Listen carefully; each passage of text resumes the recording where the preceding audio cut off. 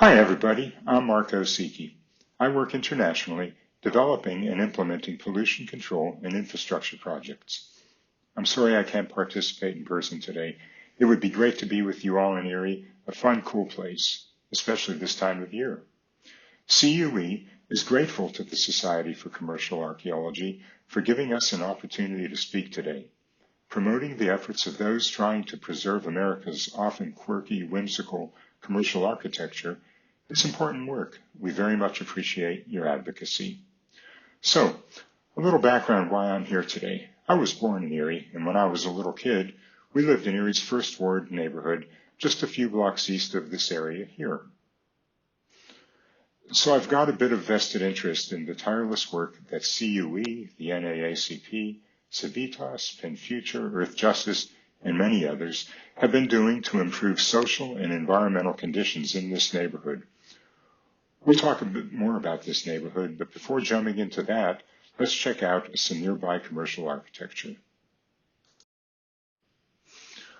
Although many buildings have been demolished over time, the Bayfront still has fascinating structures, providing a glimpse of Erie's past. Some are historically interesting, while others are just an important part of a personal legacy for many Erieites, like me.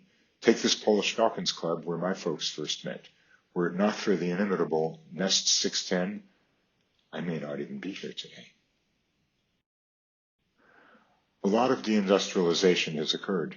This coal-fired power plant was shuttered some decades ago, as were more recently a coking plant, a shingle factory, a paper mill, all major polluters. Now, the power plant prevails as Erie's Maritime Museum. And although some may not view this as a commercial structure, I've included this church, both in its earlier and reincarnated forms.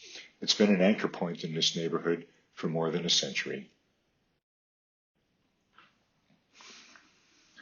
Accompanying all those legacies, the Bayfront's attracted a diversity of recent large investments, drawing local folks as well as tourists and convention goers down to the Bayfront.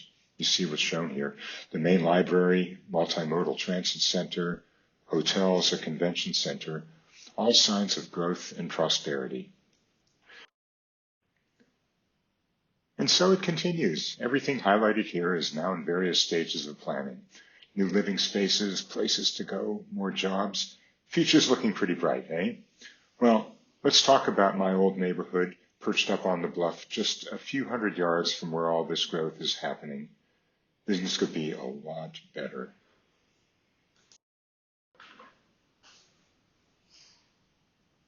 You see the classical challenges here. Employers disappear over time, residents who could afford to flee out to the suburbs, all long gone, and a vacuum of exploitation in neglect forms. Poverty, crime, even the school where I went to kindergarten has been closed. Affordable housing doesn't exist. Employment opportunities, very few. Let's stay on the slide for a moment, and I want you to keep in mind a couple of points here that we'll be coming back to.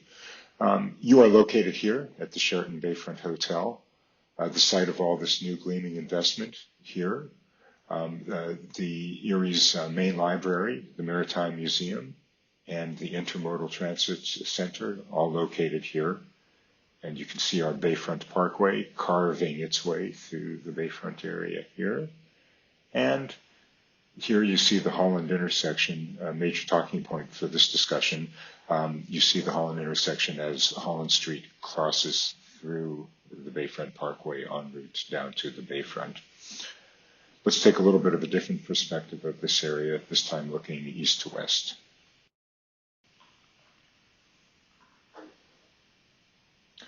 So prominent here is a bluff that runs all along the Erie's Bayfront. And when I say bluff, it's a 45, maybe a 40 or 45 degree slope. Very, very difficult for people to go up and down. Even the more fit amongst us would struggle. And directly at the base of that bluff in our neighborhood, we have a railroad yard. And historically, these features have prevented any access to the Bayfront from the neighborhood, except for Holland Street, the lone means of access down through the bluff and into this area of new development, the library and over into the area where you were staying at the Sheraton Hotel. Okay, so let's park these points, all these historical and logistical points for a moment, and take a walk on the people side. Let's see what Erie's self-propelled population has been doing.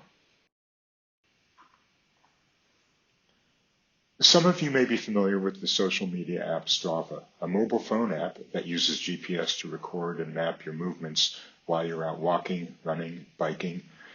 It can also record such things as speed, heart rate, power, etc. And if you opt in, all this data can be uploaded to the public domain for sharing. So, about the map. The red lines indicate the most frequently used routes, and the blue lines the least frequently used routes by walkers, pedestrians, runners, cyclists. So, these heat maps are very useful analytical tools for understanding the movements of the non-motorized public. Immediately apparent here, the contrasting zones of heavy and light people presence in the city of Erie. You can see it. Very high concentration here on Erie's central west side, very light concentration here on the east side. The map's a barometer of all sorts of things, perceptions of prosperity and vitality in a neighborhood, personal safety, ease of pedestrian access, running paths, walking, things like this, presence of entertainment in shops.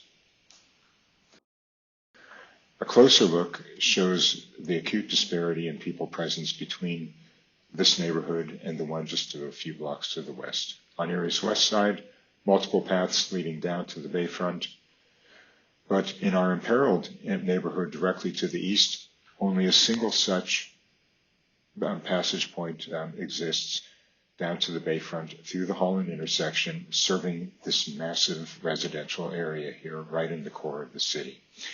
Now, this is not to imply that paths and crosswalks immediately eliminate poverty and crime, but their absence on Erie's east side correlates with other social barriers that have solidified over the last century due to topography, railroad infrastructure, polluting industries, not to mention fear and bigotry. All of these combine to landlock this important central neighborhood out of the prosperity picture. But there is some hope emerging for this neighborhood. Some folks have a clear, bright vision for this area, one that would treat the foot of the bluff at Holland as an asset rather than a barrier. Imagine if the railroad yard directly to the east of Holland was shortened by just a few hundred feet. The social barrier goes out, and an enormous green space for public use goes in. Now, this is a very welcome and doable idea. This end of the railroad yard rarely sees much use, and opening this area for the public only requires the visionary cooperation of the railroad owner. Sadly, though, new challenges are on the horizon. A sprawling roundabout is planned for the Holland intersection, bringing even more and faster traffic and pushing pedestrians and cyclists even further off to the side. While so many other cities around the U.S. are dismantling the scourge of urban throughways that divide cities, exacerbate redlining, and foul the environment, it seems that Erie may be on an outmoded path that only encourages more traffic and further isolates neighborhoods. Okay, there is some goodwill behind the design. A pedestrian bridge on the north side of the roundabout looks good, but here the bridge only further imperils passage from the neighborhood down to the Bayfront, increasing walking distances and subjecting the public to steep ramps that will prohibit its use by many. Bridge seems well intended, and its curvaceous design is compelling. I mean, it's really inviting, but it must be noted here that such pedestrian bridges are considered a measure of last resort in federal highway standards. They're symptomatic of poorly designed infrastructure that divides and isolates. Once the roundabout and the bridge are built, there will still only be an even less convenient single access point for local residents. Through traffic through the neighborhood will increase, and the chance to use the newly opened green space as a public space will be forever gone. But let's not give up hope. Fortunately, there's a more contemporary approach to urban design, and you see it here. There's no need to encourage traffic along this stretch of the Bayfront Parkway. considering that Erie already has other existing east-west arteries with sufficient capacity for crosstown car and industrial traffic, the modern sustainable way is to divert through traffic and industrial traffic away from this part of the parkway and slow the remaining local traffic down, reducing accidents, emissions, and noise. In other words, keeping the Bayfront Parkway a parkway rather than converting it to a throughway. A park directly adjacent to Erie's library, intermodal transit hub, tourist attractions will further strengthen the cultural integrity of the neighborhood. Multiple paths from the neighborhood down to the bluff will give residents access to employment opportunities that will come with the new Bayfront investments, and attracting more foot and bike traffic into the neighborhood will strengthen the businesses of small local shops and restaurants that are reliant on walk-in clientele. Do this, and a rebirth of the neighborhood will follow, delivering vitality and safety to this core part of Erie. I appreciate your time today. We will be able to take some questions and discussion on these points in the panel discussion that will follow. Thank you very much.